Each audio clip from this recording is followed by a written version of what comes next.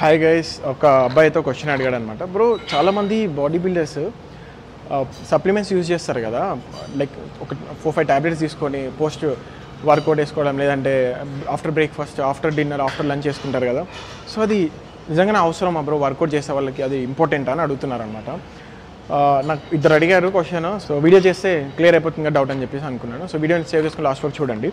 So basic ఏంటంటే like multi vitamin, ఇప్పుడు magnesium తీసుకోండి. మెగ్నీషియం ఏంటంటే మజిల్ కాంట్రాక్షన్కి కానివ్వండి, ఎనర్జీ మెటబాలిజంకి కానివ్వండి, మన బ్రెయిన్ హెల్త్కి కానీ యూజ్ అవుతుంది. అండ్ D3 ఉంది. D3 వచ్చేసి మనకి బోన్ స్ట్రాంగ్కి, ఇమ్యూన్ సిస్టమ్కి యూజ్ అవుతుంది. వైటమిన్ E హార్ట్ హెల్త్కి, హెయిర్కి యూజ్ అవుతుంది. సో ఒక్కొక్క ట్యాబ్లెట్ ఒక్కొక్క దానికి ఉందన్నమాట. సో ఇప్పుడున్న పిల్ల కాయస్కి ఏ ట్యాబ్లెట్ దేనికన్నా తెలియదు. సో వాళ్ళని ఇన్ఫ్లుయెన్స్ చేసే పర్సన్ ఏది యూజ్ చేస్తున్నారో అది యూజ్ చేస్తారు. 4 ట్యాబ్లెట్స్ తీసుకుంటారు, వేసుకుంటారు, అది దేనికి యూజ్ అనేది తెలియదు.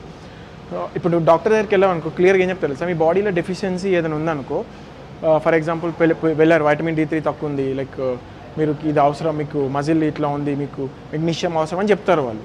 డాక్టర్స్ అయితే అదే ప్రిఫర్ చేస్తారు. ఇప్పుడున్న పిల్లలకి ఏంటంటే ఏం తెలీదు. ఇప్పుడు నేను ప్రొఫెషనల్గా ఉన్నప్పుడు ఏంటంటే నేను కూడా వేసుకున్న సప్లిమెంట్స్ విత్ గైడెన్స్. ఇప్పుడు ఏంటంటే I want to look fit. నేను ప్రొఫెషనల్గా ఒక లైక్ 8-9 కాంపిటీషన్స్ ఆడా నా టైం నుంచి.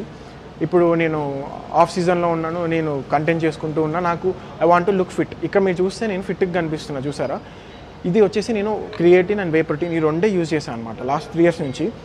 ఒకవేళ నేను కాంపిటీషన్స్కి వెళ్ళాలనుకుంటే అప్పుడు నేను ఎక్స్ట్రా సపోర్ట్ కోసం సప్లిమెంట్స్ యూజ్ చేస్తాను. ఇప్పుడు being fit is different, being professional is different. Professional ఉన్న వాళ్ళకి మీరు లివర్ ఫంక్షనింగ్, కిడ్నీ ఫంక్షనింగ్, మీరు లంగ్స్ ఫంక్షనింగ్ తీసుకుంటే వాళ్ళు ఫ్లెక్చువేట్ అవుతూ ఉంటాయి, అప్ అండ్ డౌన్ ఉంటాయి. సో బీయింగ్ ఫిట్ అంటే నువ్వు ఇంటర్నల్గా ఫిట్ ఉండాలి, ఎక్స్టర్నల్గా ఫిట్ ఉండాలి అనేది చాలా ఇంపార్టెంట్ అనమాట. సో నువ్వు ఏ ట్యాబ్లెట్స్ దేనికి వాడుతున్నావు అనేది నీకు తెలిసి ఉండాలి. సో తెలుసుకున్నప్పుడే రెగ్యులర్గా వేసుకుంటే యూజ్ ఉంటుంది. సో రెగ్యులర్గా తెలియకుండా వేసుకుంటే తక్కువ అయింది అనుకోండి, తర్వాత ఇప్పుడు ప్రోటీన్ ఇంటేక్ ఎక్కువ అవుతే ఏమవుతుంది, యూరిక్ యాసిడ్ లెవెల్స్ పెరుగుతాయి బాడీలో. సో అది కాంప్లికేషన్స్కి క్రియేట్ అవుతుంది. సో అట్లా కాకుండా మీరేంటంటే ప్రాపర్ గైడెన్స్తో తీసుకోండి.